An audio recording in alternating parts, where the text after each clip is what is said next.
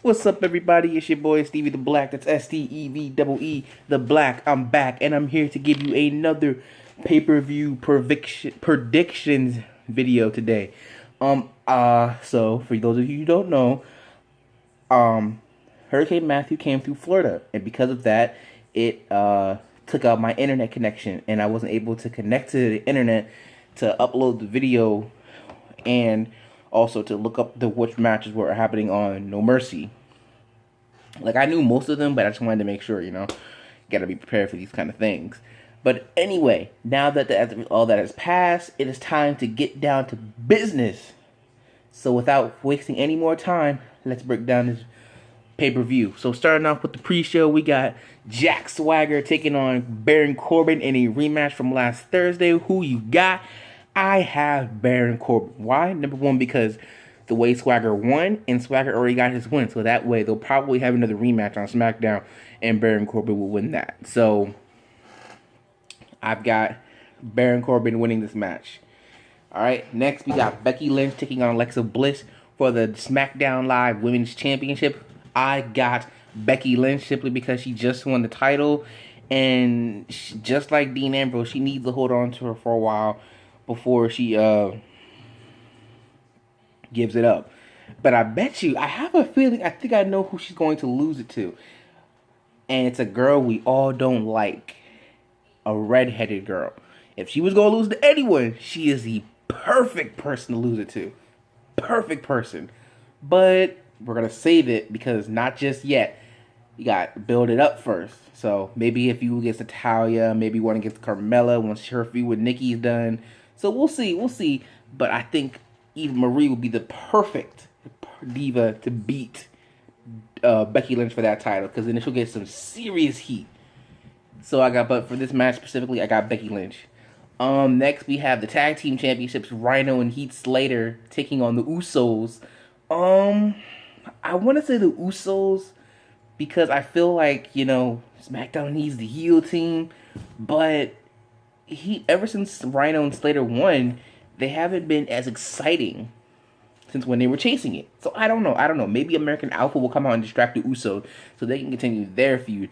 But there aren't that many tag teams to choose from on SmackDown Live. So definitely SmackDown needs some more divas and they need some more tag teams. But other than that, I feel like the Usos will take this home. I'm hoping and praying for the Rhino and Slater because they keep holding on to it for a little bit longer.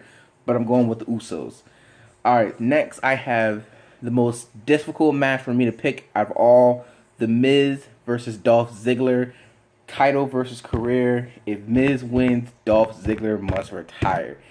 And Ziggler all week has been posting. It's been great. It's been fun. See, this guy, I remember when we did this. I remember when we did that. This and that and this. And I've heard the rumors. And I'm going to have to go with The Miz, because I really want Dolph Ziggler to stay. I really, really do. But I just see The Miz retaining. Once again, cheating and costing Dolph Ziggler his career. I'm going to miss Dolph Ziggler, and I want Dolph Ziggler to stay. I don't even mind if they put the title on Ziggler only for Miz to win it back the next Tuesday or the next pay-per-view. Wouldn't mind that at all. This storyline is way better than one he had with Ambrose. But it's just... Ziggler's much more... See, the thing is, Ziggler's much bigger than Intercontinental Championship. He should be a world champion. But I didn't agree with the time was right to put the world title back on Ziggler. So, I don't know. We'll have to see. We'll really have to see. But I'm going with The Miz. God, I hope I'm wrong. Because I really want Ziggler to stay. Next, we got Randy Orton taking on Bray Wyatt. And I'm typically going with Bray Wyatt. Why? Because we will see the return of a fellow Wyatt family member. And I'm not talking about Eric Rowan because he's hurt. I'm not talking about Braun Strowman because he's on Raw. I'm talking about the favorite one out of them all. After Bray Wyatt, Luke Harper. Now, I know we saw the whole Sister Abigail thing probably, which is what it was. Or maybe even Luke Harper. But I'm going with Luke Harper to come out and distract Randy to allow Bray Wyatt to pick up the win. And because not only does Bray Wyatt need it, but it's a way to keep the Wyatt family, the original Wyatt family, and have them dominate SmackDown Live. And we all know that's a good thing when Bray Wyatt wins and not loses.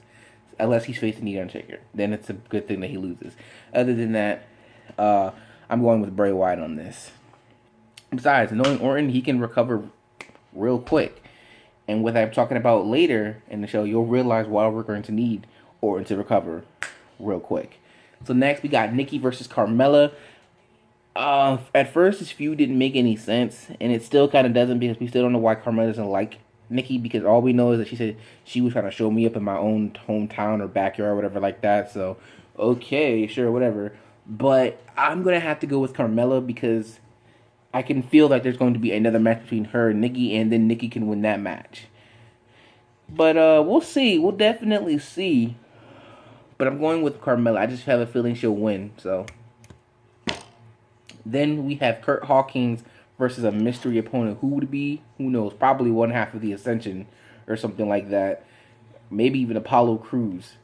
Because then I'd be really worried. But he'll be making his in-ring debut, so it'll be interesting to finally see him in the ring and not just in promos. Hopefully he and Zack Ryder interact, because I want to see what he thinks about his new partner, Rojo Miley. If you guys didn't know, Curt Hawkins and Zack Ryder were tag team champions before when they were with Edge. So I think that'll be interesting to see how that happens. But we'll see. And finally, we've got the triple threat match for AJ Styles' WWE World Championship against him, Cena, and Ambrose. And I'm going with Styles. Not just because Styles won the belt, but because obviously we know Cena's about to leave to go film American Grit Season 2. And because I heard Ambrose taking some time off, which is well deserved, by the way. Ambrose deserves some time off. Who knows? Maybe Renee will take time off with him.